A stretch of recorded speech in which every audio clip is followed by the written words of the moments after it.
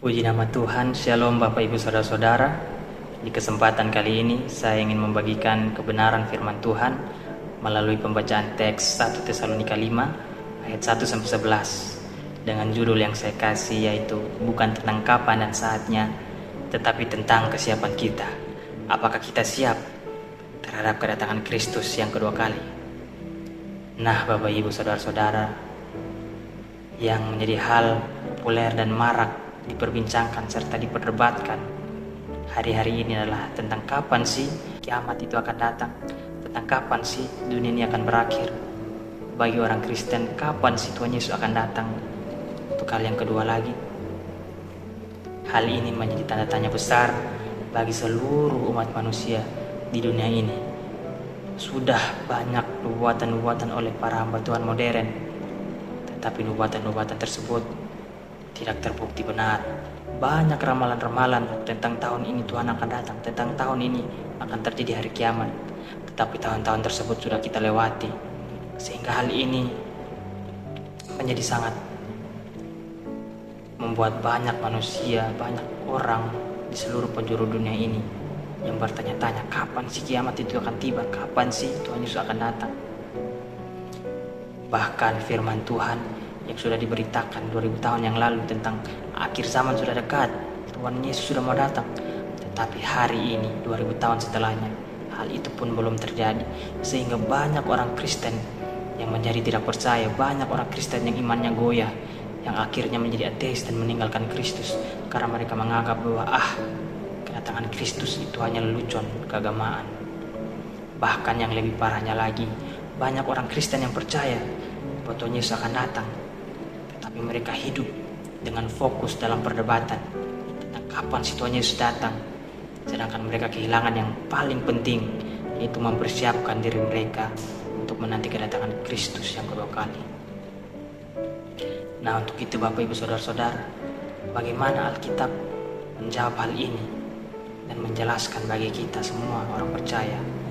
Untuk itu mari kita baca di dalam 1 Tesalonika 5 ayat 1-11. Kita baca ayat pertama dan keduanya terlebih dahulu. Ayat pertama, tetapi tentang zaman dan masa, saudara-saudara tidak perlu dituliskan kepadamu.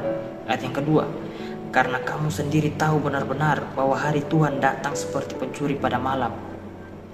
Di sini Alkitab menekankan dan menjelaskan bahwa zaman dan saatnya itu bukanlah ranah kita sebagai manusia.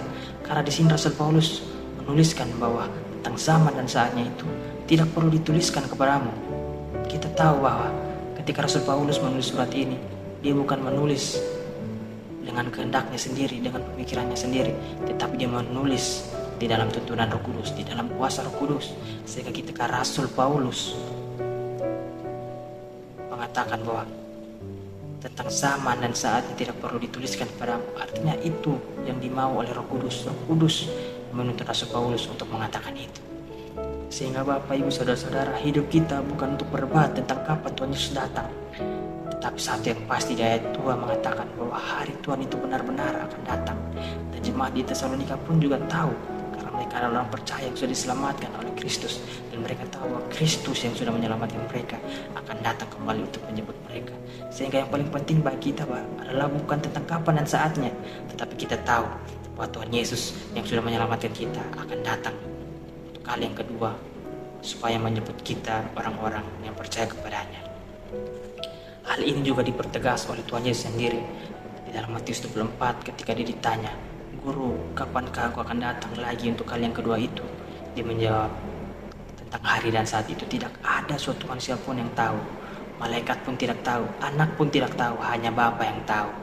Di sini Tuhan Yesus menegaskan bahwa hanya Allah yang tahu, anak pun tidak tahu. Anak pun tidak tahu bukan berarti Tuhan Yesus tidak tahu, tetapi kita percaya bahwa Tuhan Yesus mempunyai dua natur. Artinya naturnya sebagai Allah yang sesungguhnya, dan naturnya yang kedua itu sebagai manusia yang sesungguhnya. Sehingga ketika Tuhan Yesus mengatakan anak pun tidak tahu, adalah lengkap dari kata yang pertama itu, tidak ada satupun manusia yang tahu. Di situ Tuhan Yesus mengatakan bahwa dirinya sebagai manusia yang seutuhnya, naturnya sebagai manusia yang seutuhnya tidak tahu, tetapi sebagai Allah dia tahu. Karena di kata selanjutnya dia mengatakan hanya Bapa yang tahu. Dan di Yohanes 10 ayat 30 Tuhan Yesus mengatakan aku dan Bapa adalah satu hakikat sebagai Allah. Sehingga ketika Tuhan Yesus mengatakan bahwa hanya Bapa yang tahu, Tuhan Yesus pun tahu. Sehingga hal ini bisa menjadi bekal bagi kita untuk menjawab tuduhan-tuduhan dari berbagai kalangan di luar kekristenan yang ingin menyerang iman Kristen, Bapak Ibu Saudara-saudara.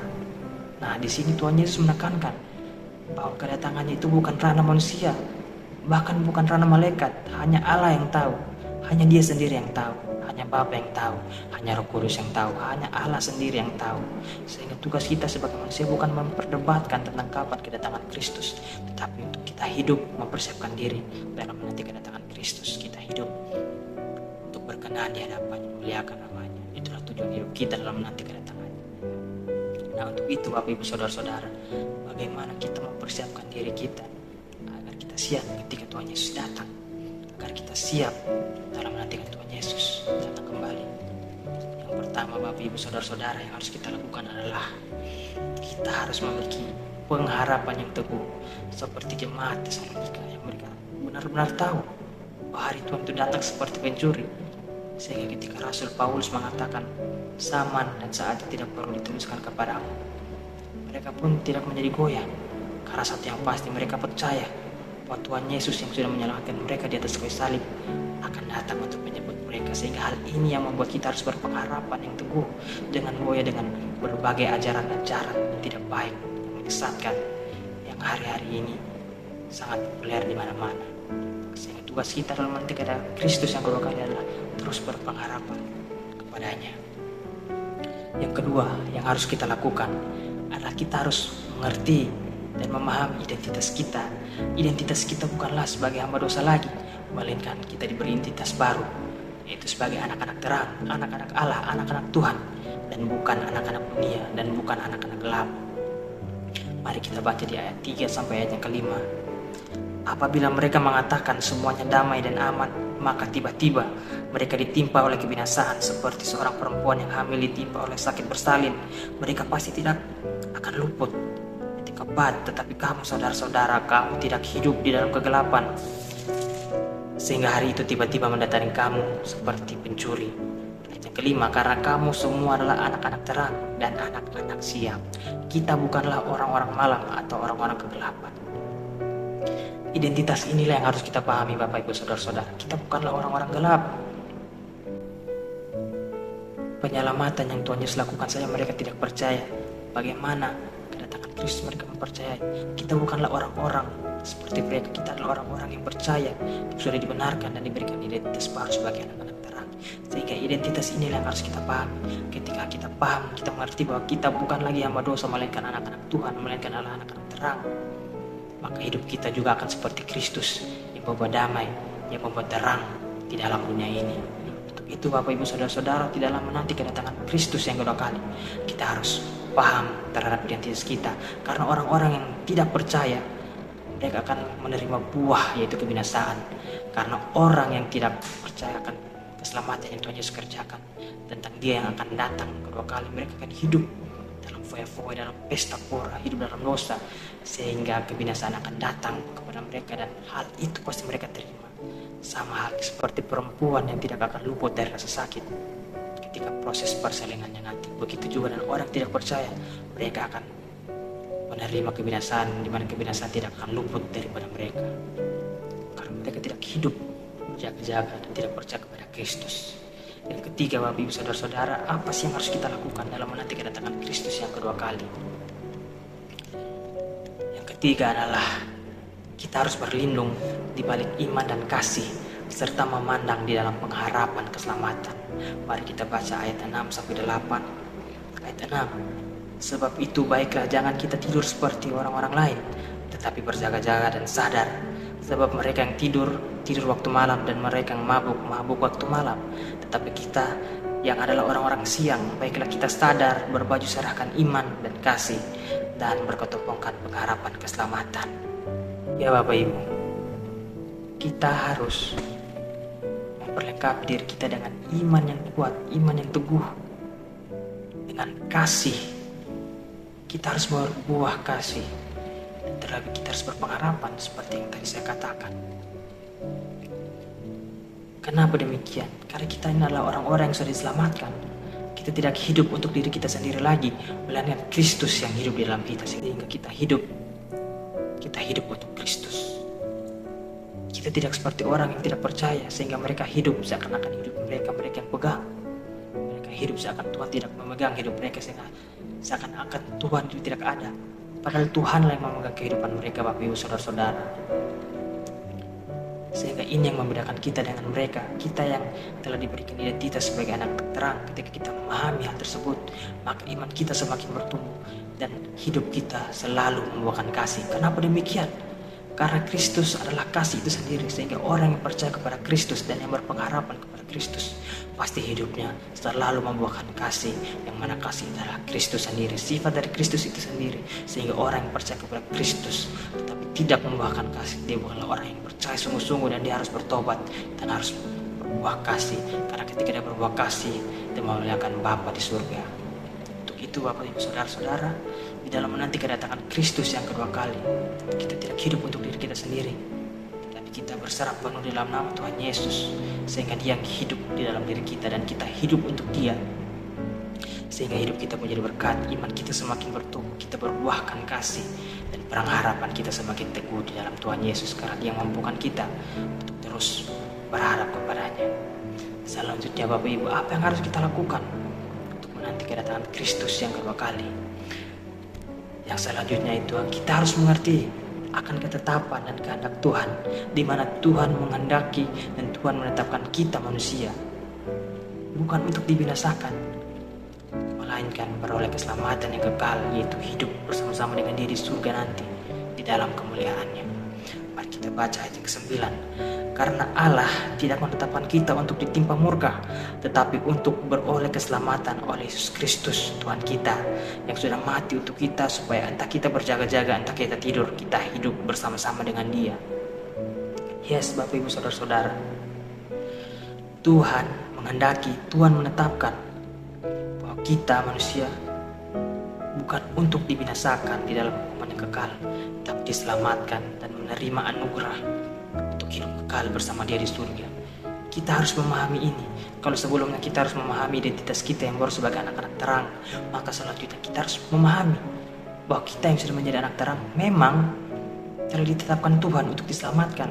Sehingga ketika kita mengerti hal ini, keselamatan yang sudah kita terima tidak menghilangkan tanggung jawab kita untuk hidup kudus, untuk hidup taat seperti Kristus hidup di dunia ini.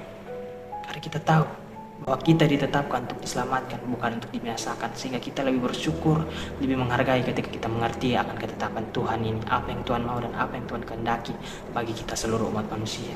Karena Tuhan Yesus mati di kayu salib untuk keselamatan kita semua, dan ketika kita sudah diselamatkan, baiklah kita hidup seperti Kristus, karena kita tahu kita ditetapkan untuk diselamatkan.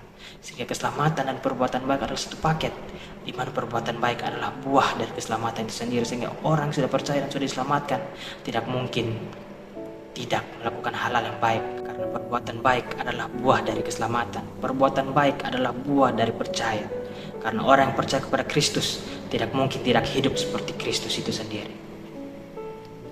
Yang berikut Bapak Ibu Saudara-saudara, dan yang terakhir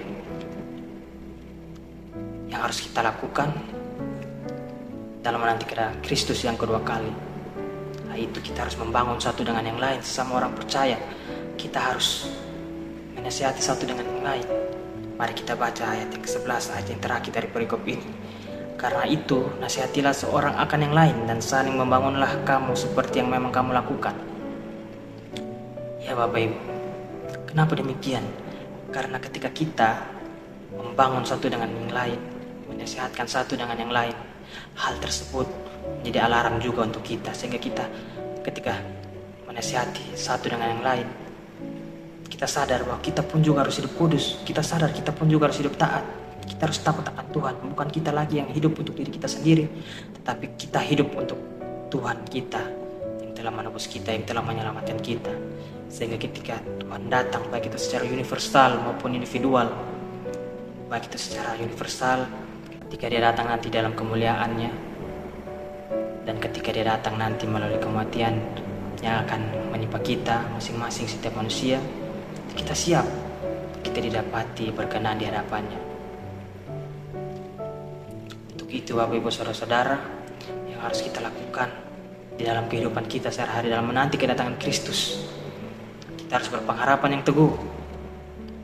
Kita harus mengerti identitas kita. Kita bukan lagi hamba dosa, melainkan anak-anak terang, anak-anak Tuhan. Kita sudah diberikan identitas baru ketika kita percaya dan sudah diselamatkan. Kita harus memperlengkapi diri kita dengan iman yang teguh, dengan kasih, dengan pengharapan.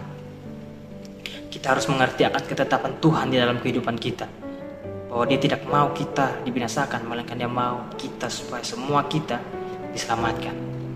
Dan dalam kehidupan kita, kita harus membangun satu dengan yang lain, sehingga di dalam kehidupan ini kita tidak hidup untuk diri kita sendiri, tapi kita hidup untuk Tuhan. Dan dalam hidup untuk Tuhan, kita mengasihi dan peduli satu dengan yang lain, sehingga di dalam peduli satu dengan yang lain, hal itu juga menjadi alarm untuk diri kita sendiri. Sehingga pada akhirnya bukan tentang kapan dan saatnya Tuhan datang, tapi tentang apakah kita siap atau tidak dalam kehidupan kita sehari-hari menantikan Dia datang kembali. Karena Tuhan tidak pernah lalai dalam menepati janjinya. Ketika kita tidak setia, Dia tetap Allah yang setia. Tuhan Yesus sudah dibuatkan di dalam perjanjian lama oleh para nabi, di mana Yesaya, Yeremia, Yeskiel, Mika, dan para nabi-nabi yang lain, di mana mereka hidup di zaman yang berbeda, tidak pernah ketemu, tapi nubuatan mereka tentang Mesias, yaitu Kristus sendiri, tergenapi di dalam perjanjian baru. Dan Kristus sendiri yang sudah datang untuk menyelamatkan kita dalam perjanjian baru, Dia sendiri juga, Dia yang sama akan datang kembali di masa depan nanti untuk menjemput kita, orang-orang yang percaya kepadanya, untuk hidup kekal bersama Dia di surga di dalam kemuliaannya. Sehingga Bapak Ibu, hal yang paling penting dalam menanti kedatangan Kristus yang kedua kali bukan tentang tahu kapan dan saatnya, tetapi kesiapan hidup kita. Apakah kita siap ketika Tuhan datang nanti? Biarlah ini menjadi perenungan bagi setiap kita masing-masing. Sekian renungan firman Tuhan. Tuhan Yesus memberkati. Shalom.